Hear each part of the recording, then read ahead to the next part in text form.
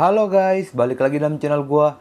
Guys, untuk video gua hari ini, gua ingin membahas kasus yang berasal dari kota Kendal, Jawa Tengah.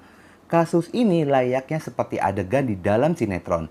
Pelaku sengaja melepas selang oksigen dari korban yang kemungkinan korban bisa selamat, namun karena hal itu korban menjadi meninggal dunia. Fakta apa yang sebenarnya terjadi? Yuk kita simak videonya.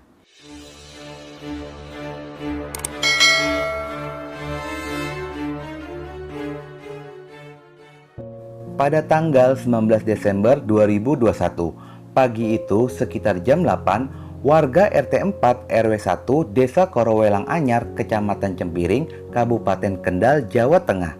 Datanglah seorang pria bernama Sunarto berusia 41 tahun. Dia sengaja datang ke sana untuk mengantarkan makanan yang akan diberikan kepada nenek Suratmi yang berusia 70 tahun. Saat berada di sana, pria itu pun merasa sangat aneh karena rumah tampak sepi. Pria tersebut melangkahkan kakinya dengan ekspresi yang penuh tanda tanya, sembari memanggil nenek Suratmi. Setelah mencari ke beberapa ruangan, pria itu pun sangat terkejut mendapati nenek Suratmi berada di lantai ruangan dapur dengan adanya noda darah di sekitaran. Pria itu pun sempat mengecek kondisi nenek Suratmi dan rupanya nenek Suratmi masih dalam kondisi hidup.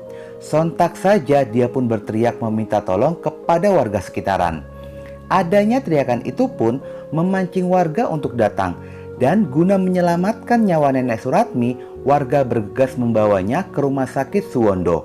Dokter pun bertindak sangat cepat memberikan perawatan kepada nenek Suratmi, yang tampak jelas jika kondisi yang dialami oleh nenek Suratmi karena adanya tindakan kejahatan yang dialaminya.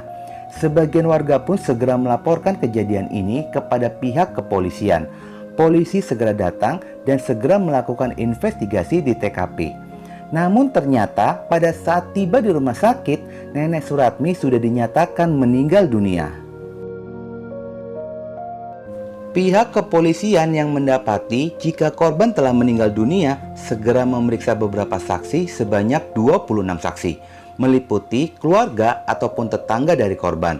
Dari keterangan mereka disesuaikan dengan hasil pemeriksaan tim dokter melihat kondisi korban yang diperkirakan kejadian antara jam 5.30 hingga 06.30 pagi harinya. Bermodal hasil pemeriksaan dokter dan juga informasi dari para saksi, polisi mulai bergerak memburu pelaku kejahatan. Meskipun usaha polisi dilakukan estafet, namun ternyata upaya polisi ini pun tidak berbuah hasil. Polisi tidak berhasil mengkerucutkan pelaku tindakan kejahatan, tetapi polisi tetap bertekad untuk mengungkap kasus ini. Saat polisi melakukan olah TKP, polisi mendapati jika tidak adanya barang berharga milik korban satupun yang hilang pada saat kejadian itu. Bahkan kondisi rumah seperti pintu dan jendela masih terlihat tidak adanya tanda pemaksaan masuk. Sehingga dugaan motif kejahatan karena perampokan ini pun menjadi gugur. Nenek Suratmi diketahui jika dia merupakan seorang janda lanjut usia. Sejak suaminya meninggal dunia, nenek Suratmi tinggal sendirian di rumah itu. Meskipun dia memiliki 7 orang anak, namun tidak ada satupun dari anaknya yang tinggal bersamanya. Ketujuh anaknya memilih tinggal di rumah terpisah bersama dengan keluarganya, dengan alasan mereka tetap bisa menjaga dan merawatnya lantaran rumah ketujuh anaknya saling berdekatan, silih berganti menjenguk dan mengirimkan makanan. Sejumlah penyelidikan dan penyidikan yang cukup panjang ditempuh oleh jajaran kepolisian Kendal untuk mengungkap pelaku tindakan kriminalitas ini. Namun saat itu, sebenarnya polisi pun menemukan jalan buntu untuk mengungkap kasus ini. Meskipun polisi sudah melakukan investigasi pada saat olah TKP, tetapi itu semua tidak membantu, dikarenakan kurangnya bukti, saksi, dan petunjuk lainnya. Sementara warga sekitaran dan juga keluarga sangat berharap polisi dapat menangkap pelaku kejahatan ini. Terlebih nenek Suratmi dikenal baik dan ramah dengan tetangga sekitaran. Mereka pun tidak habis pikir kok bisa pelaku berbuat jahat kepada wanita yang sudah berusia senja. Meskipun ada dugaan jika pelaku merupakan orang terdekat, namun polisi tidak bisa memastikan hal itu. Satu persatu, polisi terus mengumpulkan bukti demi bisa mengungkap kasus ini. Hingga memasuki tahun 2022, polisi pun masih belum berhasil menangkap pelaku kejahatan. Hari pun silih berganti hingga memasuki 5 bulan lamanya, kasus ini pun tidak bisa diungkap. Hingga akhirnya, polisi berhasil menemukan adanya bukti yang sangat berarti.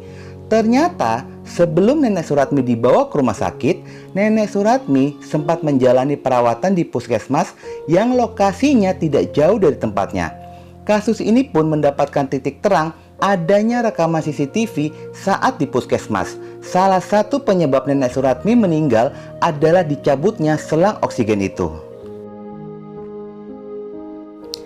Lewat rekaman CCTV itulah polisi mulai mendalami siapa sosok pria yang berada di sana.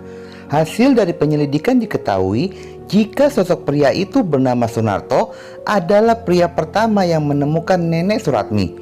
Meskipun begitu, Sunarto memberikan alibi yang sangat kuat. Salah satunya adalah baju yang dikenakan pada saat itu dengan baju yang ada di rekaman sangatlah berbeda.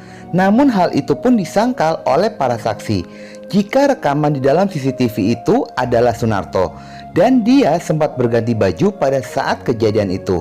Adanya hal itu pun polisi langsung menjemputnya di rumahnya dan berhasil diamankan pada hari Rabu tanggal 18 Mei 2022 malam harinya. Sunarto adalah salah satu anak dari Nenek Suratmi. Saat dilakukan interogasi, pelaku pun mengaku sempat terjadi keributan antara dirinya dengan Nenek Suratmi, ibunya. Berawal ketika terjualnya tanah warisan sebesar 118 juta rupiah. Dan pada saat itu, uang itu pun dititipkan kepada Sunarto. Setelahnya, Nenek Suratmi pun meminta uang itu kembali. Tetapi Sunarto hanya mengembalikan 10 juta rupiah. Hal tersebut membuat Nenek Suratmi pun bertanya. Pelaku sendiri pun tidak bisa menjawab pertanyaan dari Nenek Suratmi, lantaran uang itu pun sudah habis digunakan oleh istri pelaku. Karena tersinggung, Nenek Suratmi yang terus-menerus mendesaknya membuatnya sangat tersinggung dan emosi, lalu mengambil sajam dan melayangkan sajam kepada Nenek Suratmi, ibu kandungnya sendiri. Pelaku sendiri yang menyadari jika perbuatannya salah telah menyakiti ibu kandungnya, lalu pelaku ini mencoba untuk bersandiwara seolah-olah dia datang ke rumah ibunya, menemukan ibunya dalam kondisi mengerikan. Dia pun berteriak meminta pertolongan. Saat warga datang, pelaku meminta agar ibunya segera dibawa ke puskesmas. Hal itu pun warga dan pelaku membawanya ke puskesmas. Pada saat sedang menjalani perawatan, Nenek Suratmi kemungkinan besar dapat diselamatkan. Menyadari jika sang ibu selamat, maka perbuatannya akan terbongkar. Dia pun diam-diam mencabut selang oksigen itu, lalu meninggalkan ruang perawatan dan kembali ke rumahnya untuk berganti pakaian, serta menyembunyikan sajam yang digunakan untuk menyakiti ibunya. Melihat kondisi sang ibu yang tidak membaik, lalu pelaku pun membawanya ke rumah sakit Suwondo. Meskipun sudah ada bukti dan saksi yang mengarah kepada pelaku dan pelaku pun sudah dijadikan tersangka, namun pelaku tidak mau mengakui perbuatannya. Polisi juga sudah berhasil menemukan sajam dan pakaian yang digunakan pelaku pada saat itu. Setelah dilakukan serangkaian uji forensik, terdapat DNA dari korban. Tetapi pelaku masih bersikukuh tidak mau mengakui perbuatannya dan sempat terlontar kepada wartawan jika dirinya difitnah telah melakukan kejahatan kepada ibunya. Meskipun tidak mendapatkan pengakuan dari pelaku, namun bukti dan saksi sudah mengarah kepada pelaku, sehingga pelaku pun tetap ditahan dan dijadikan tersangka, lalu terjerat pasal 340 dan terancam dengan vonis mati. Guys, dari kisah ini ada sedikit yang menarik perhatian gua untuk berkomentar. Gua di sini menilai jika anak-anak dari korban dari ketujuh anaknya terlihat kurang perhatian kepada ibunya yang sudah lanjut usia. Mereka berpikir merawat orang tua yang sudah tua hanya dengan menjenguk dan memberikan makan sesekali saja, sementara ibunya hidup sendirian di rumah itu. Bakti sama orang tua yang sudah lanjut senja bukan hanya memberikan makanan atau menjenguk sesekali, tapi perlunya ada interaksi seperti orang tua menjaga dan merawat kita pada saat masih kecil. Dari hal ini pun mengajarkan janganlah durhaka kepada orang tua, karena pintu surga tidak akan terbuka untuk anak yang durhaka kepada orang tua. Oke guys, sekian dulu video gua hari ini dan jangan lupa ikuti terus video gua. Oke?